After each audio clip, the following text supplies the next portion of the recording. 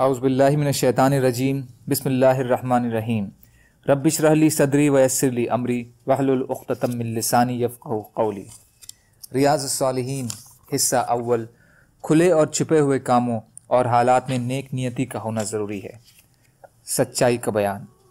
اللہ تعالیٰ نے فرمایا، اے ایمان والوں، اللہ سے ڈرو اور سچوں کے ساتھی بنو، اور فرمایا سچ بولنے والے مرد اور سچ بولنے والی عورتیں، اور فرمایا اگر وہ اللہ سے سچ بولتے تو یہ ان کے حق میں بہتر ہوتا۔ حضرت ابن مسعود رضی اللہ تعالیٰ عنہ سے روایت ہے کہ نبی کریم صلی اللہ علیہ وسلم نے فرمایا، یقیناً سچائی نیکی کی طرح رہنمائی کرتی ہے اور نیکی جنت کی طرف لے جاتی ہے۔ آدمی سچ بولتا رہتا ہے اور یہاں تک کہ اسے اللہ کے یہاں بہت سچا لکھا جاتا ہے، اور جھوٹ اوگیا کی طرف رہنمائی کرتا ہے اور اوگیا جہنمی کی طرف لے جاتی ہے، اور آدمی یقیناً جھوٹ بولتا رہتا ہے یہاں تک کہ اللہ کے ہاں اسے کذاب لکھ دیا جاتا ہے۔ بخاری اور مسلم۔ فائدہ۔ صدیق اور جھوٹے دونوں مبالغے کے کلمے ہیں۔ مطلب ہے کہ سچائی جس کی عادت بن جائے اور جھوٹ جس کی پختہ عادت بن جائے۔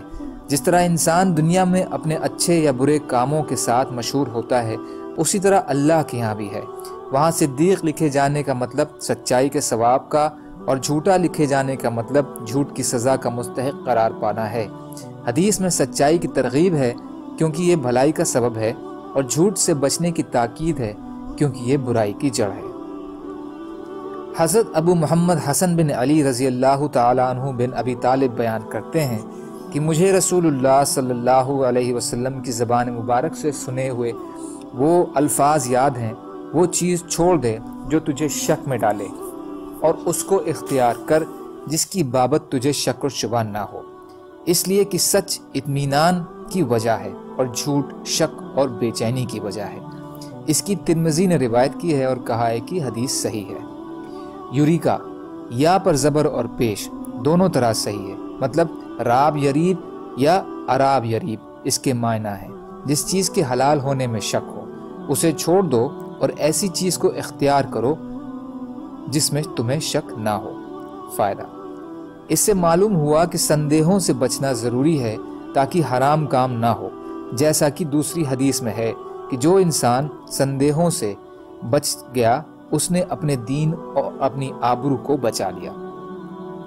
حضرت ابو سفیان رضی اللہ تعالی عنہ بن صخر بن حرب وہ لمبی حدیث روایت کرتے ہیں جس میں بادشاہ روم ہرقل کا قصہ بیان کیا گیا ہے۔ ہرقل نے ابو سفیان سے، جبکہ وہ ابھی کافر ہی تھے، پوچھا، وہ پیغمبر یعنی نبی صلی اللہ علیہ وسلم تمہیں کس بات کا حکم دیتے ہیں؟ ابو سفیان کہتے ہیں، میں نے کہا وہ کہتا ہے صرف ایک اللہ کی عبادت کرو، اس کے ساتھ کسی کو شریک مت ٹھہراؤ، اور ان باتوں کو چھوڑ دو جو تمہارے باپ دادے کہتے اور کرتے رہے، اور وہ پیغمبر ہمیں نماز پڑھنے کا، سچ بولنے کا، پاک دامنی اور صلہ رحمی کرنے کا حکم دیتے ہیں۔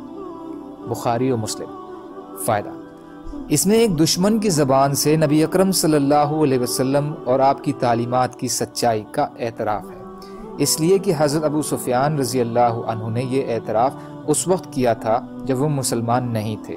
یہ حدیث صحیح بخاری میں پوری تفصیل سے بیان ہوئی ہے۔ حضرت ابو ثابت کچھ کہتے ہیں ابو سعید، اور کچھ کے نزدیک ابو الولید سہل بن حنیف جو بدری صحابی ہیں، یہ روایت کرتے ہیں کہ نبی صلی اللہ علیہ وسلم نے فرمایا، جو انسان سچے دل سے اللہ سے شہادت مانگے لیکن اسے کافروں سے لڑنے کا موقع نصیب نہ ہو تو اللہ تعالیٰ اسے شہداء کے مرتبوں تک پہنچا دیں گے، اگرچہ اسے اپنے بستر پر موت آئے۔ مسلم۔ فائدہ۔